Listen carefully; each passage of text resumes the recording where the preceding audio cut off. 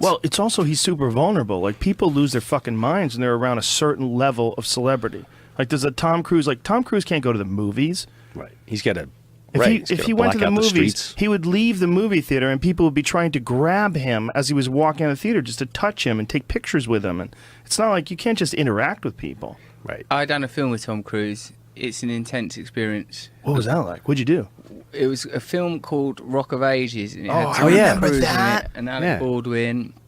Like lots of really, really famous people were in it, and a monkey. And the monkey, when I read it, well, there was no monkey in it. And at some point, Tom Cruise said, "There's going to be a monkey in this film." And from that point, there was a fucking monkey in the film. Even, may I say, the monkey was in scenes that Tom Cruise weren't in. One with me, and the monkey was an arsehole. It was a baboon. It was wearing a nappy that was tied on with electric tape. It was very aggressive. It jumped off of the shoulder of the guy that was meant to be looking after the monkey. The monkey had a trailer with 5 other monkeys in it that it could fuck in its time off. I was saying, who's doing the monkey's fucking contract? If you watch that film, you can see there's a scene I'm in with the monkey. I ain't even doing no acting at all. All I'm doing is it's just a man nervously looking at a monkey. So I was thinking that thing could get down off that shoulder at any point now. And fuck you up. Yeah, it could fuck you up.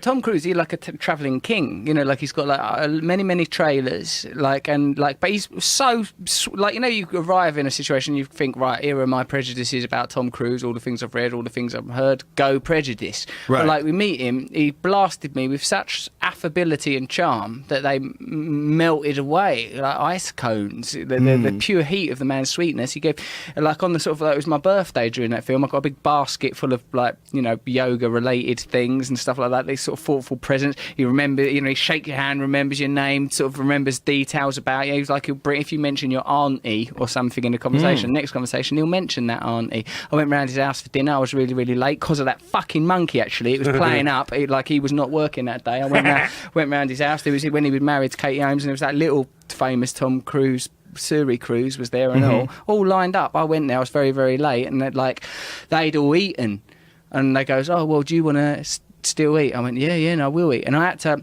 sat like I'm sat with you now, Joe, opposite Tom Cruise and Katie Holmes and the little darling one. I was fucking eating spaghetti. Like, and that's a complicated thing to eat in front of Tom Cruise as well. 'Cause it's long, isn't it? And I was trying to eat that like Lady in the Tramp, shoveling that shit in. And then the next course, I think, was lasagna, which was weird because that's 2 pasta courses. Then I think there was like sort of cupcakes and stuff involved. All the way through it, just sat opposite Tom Cruise talking about communism, which I brought up as a topic, which in retrospect was a mistake. Why? Well, because don't bring up communism. Because what I said was, I goes, well, look, I'm down with fairness, right? I goes, you know, communism, yeah, surely it got a bit out of control. No one's arguing with that. It went a bit hectic. I'm not down with massacres or genocides under any flag. I was going, but fairness and justice, I'm fully up for. And Tom Cruise goes, oh, I don't know about that, the communism. And I goes, yeah, but Tom, you were born with this thing. You've been born with this thing. I goes, that's like being born an aristocrat. You know, like the thing that you've got, that drive or whatever, you know, you're like, people aren't like you. I tried to explain it to Tom, but it was hard for him to take me seriously because I, you know, had like sort of spaghetti down my shirt and all that kind of shit. So, but I had a good go of saying, it's probably different to be Tom Cruise than other people. So did anybody from the Tom Cruise camp try to convert you? No one made even the remotest effort to convert me to Scientology. I couldn't have made it more clear that I was a man desperately in need of an ideology. Oh, Tom, if only there... I guess it gets so lonely, Tom. If only there was something to believe in, some structure, some simple... Look, just for fuck's sake, give me that dialectics book or whatever it's called. Yeah, there should be a way, right? There was no interest. It's like, do you know what I felt? I thought they felt that I would ruin Scientology, and they didn't want me in. That's what I thought. Huh. Yeah, that's what they did. They didn't. There was no invitation. Like, and no one said, "Come on, mate, you need a bit of L. Ron Hubbard in your life." There was no interest. They're meant to be an expansionist religion. No one brought it up at all. And if ever there was a candidate for a religion, I think they tread very carefully on those waters. You have to start asking questions yourself. Yeah. Or there's certain levels, perhaps. This is also possibly where they don't necessarily really want anybody new to join. That's what I fucking thought. Yeah. I didn't qualify. I'm going to that fucking celebrity centre. I'm going to kick the bloody door in and say, oi, come on. I think take my money. They've been burned too many times. They are very careful about who they allow in, who they don't allow in, I would imagine, at this point. There's a lot of pillorying of Scientology. I'm always starting to feel sorry for them.